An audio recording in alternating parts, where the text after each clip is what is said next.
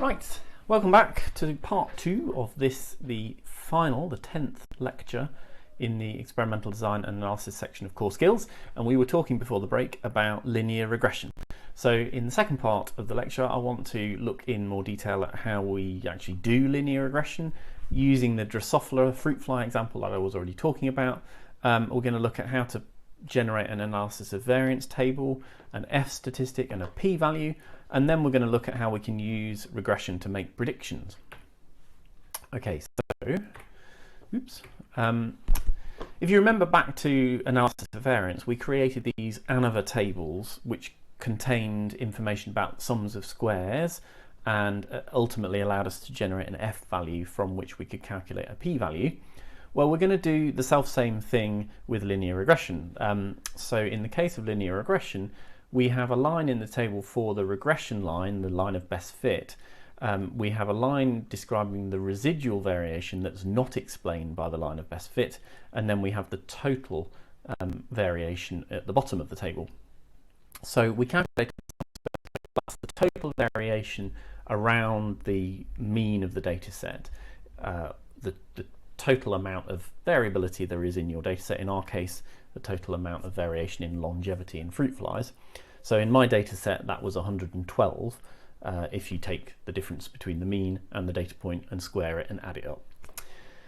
And then we calculated the residual sum of squares. So that was the variation left over in longevity once you fitted a line of best fit that accounts for some, maybe in this case quite a lot, of the variation in the y variable, in our case longevity.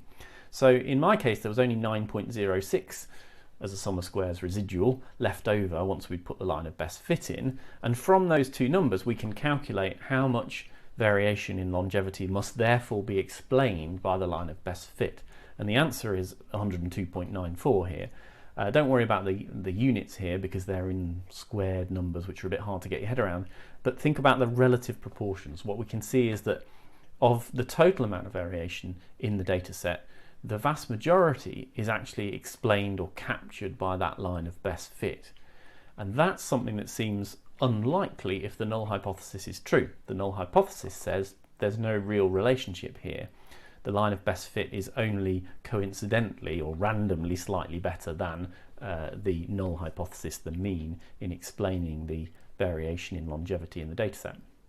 So already from our table we can see it's looking like this is going to be a significant relationship, but we need to be objective about that and put a p-value on the probability of seeing this difference between the variation explained by the regression line and the total amount of variation under the null hypothesis, and that's why we need to fill in the rest of our table. So to fill in the rest of the table, as usual, we need to calculate mean squares from the sum of squares, and these are kind of the sum of squares but divided through by the degrees of freedom. And the degrees of freedom for a regression line is 1. That's actually technically because there's one slope parameter describing the line of best fit. Nothing you really need to worry about there. And then the total degrees of freedom in the whole system is described by the size of the data set, which in our case is 9. So you can then calculate the residual degrees of freedom, the degrees of freedom that are not used up by the regression line. If you get confused by degrees of freedom, don't worry about it. I have gone through my entire career never really fully grasping degrees of freedom. I kind of get the general concept, but it's quite hard to understand why they are what they are for different tests. You just need to remember that in some sense they reflect the sample size and the power of your analysis, and they're a necessary part of the calculations that you do, or I say you do, actually most of the time that the computer does for you, in order to work out the p-value, the probability of observing the data that you've seen if the null hypothesis is true. So once we've got degrees of freedom, we can calculate mean squares, and then from the mean squares we take a ratio which is called the F ratio, and that is our test statistic. So in this case the test statistic F is huge. It's 56.76, which is because the amount of variation explained by the regression line is very large per degree of freedom compared with the residual variation that left over that's not explained by the regression line. Excuse me. So we've got a big F value, and that's unlikely to arise by chance under the null hypothesis, but we can put an exact number on how likely it is In this case, it's a very, very small number, which I've abbreviated to less than 0.01, but it's tiny in this case. In other words, we have a very significant relationship between X and Y.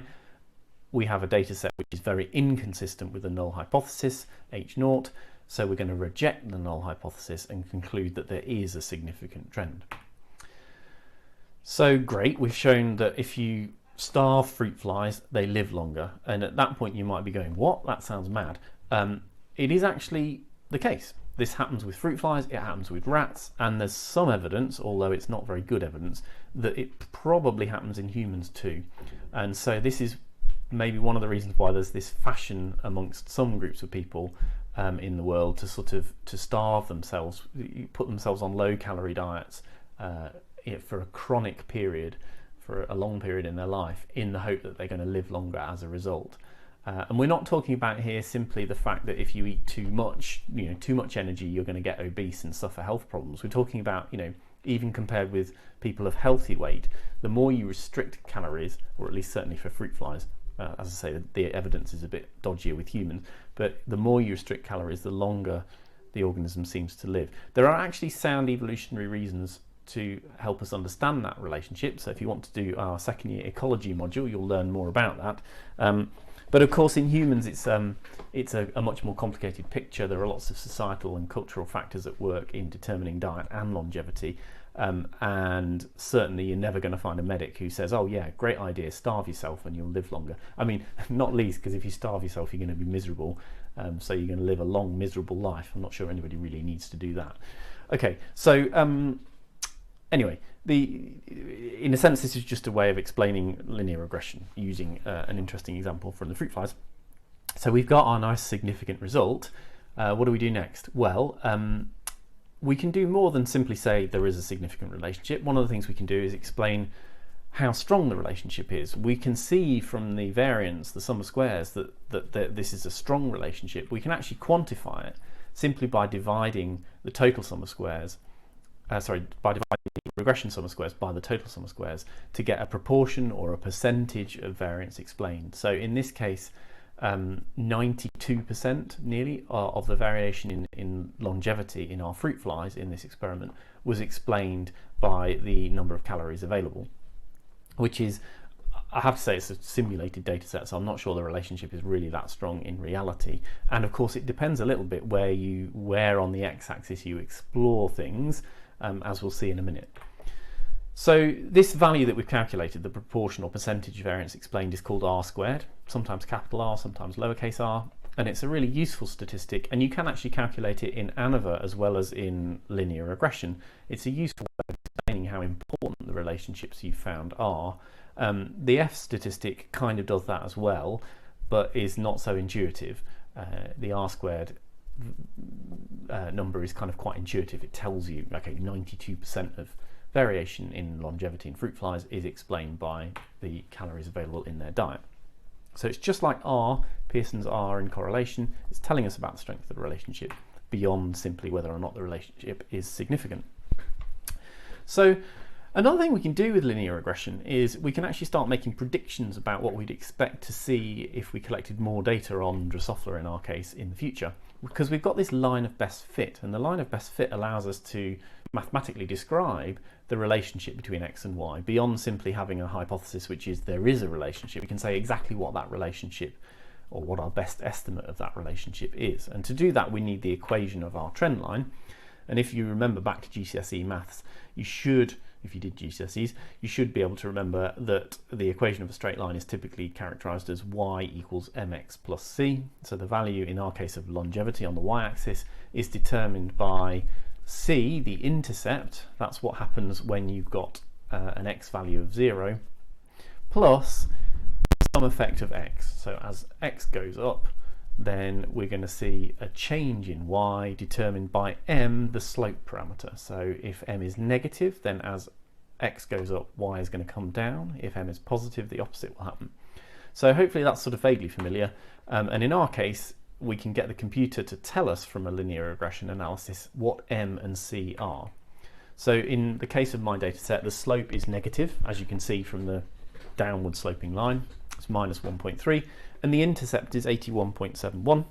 So that means that when you give a Drosophila fly 0 calories, it should in theory live for 81 days. We're going to come back to that idea in a minute.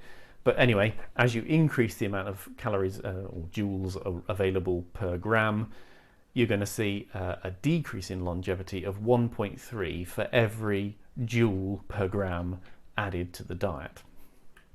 And so this is what gives us this blue line on the graph. So that's cracking. Once we've got that equation, we can use it to generate predictions. So we can say, okay, if I were to do the experiment again with food that had an energy content of 20 joules per gram, what longevity would I expect to see in the flies on average that I reared in those conditions? And you can just simply plug the numbers into the equation to calculate the answer, which in this case is 55.75 days. So a regression line is a really handy way of saying exactly what trend you've detected in your data, if the trend is significant, which it was in our case. But we need to be a bit careful about this, because it's quite tempting to go to town to take this equation that we've got and use it to make all kinds of outlandish predictions about what might happen in the future. So I already alluded to this before.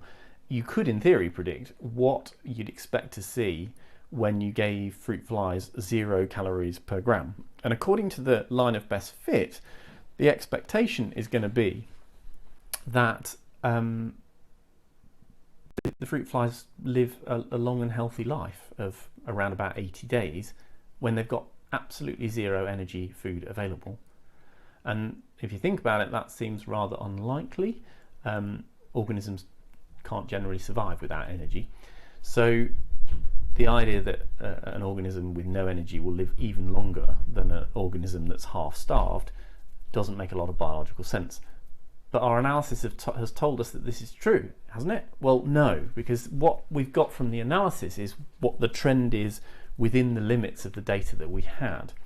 We didn't collect any data at the really super low calorie content food end of the spectrum, so we don't know what the response will be in terms of longevity outside the data set at those very low values in this red circle here.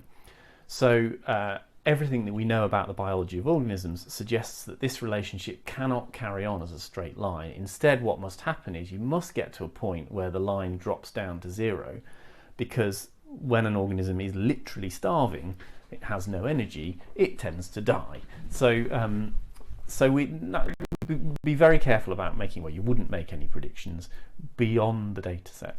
And the same applies actually at very high calorie contents, where also things don't really make a lot of sense. The data suggests that if you fed these Drosophila more than 60 joules per gram in terms of energy content of food, then you would start to have organisms that died before they hatched, before they were ever born into this world. A fruit fly hatches from an egg, which makes no sense at all, because you can't have an organism with negative longevity. So clearly this equation, this line of best fit, has limited value. It's only really useful within the bounds of the original data set, and don't go making predictions outside that. Okay, that's part 2 done with. So basically we've dealt with regression, but I do want to look after the break at the assumptions of regression before looking at a related topic called analysis of covariance.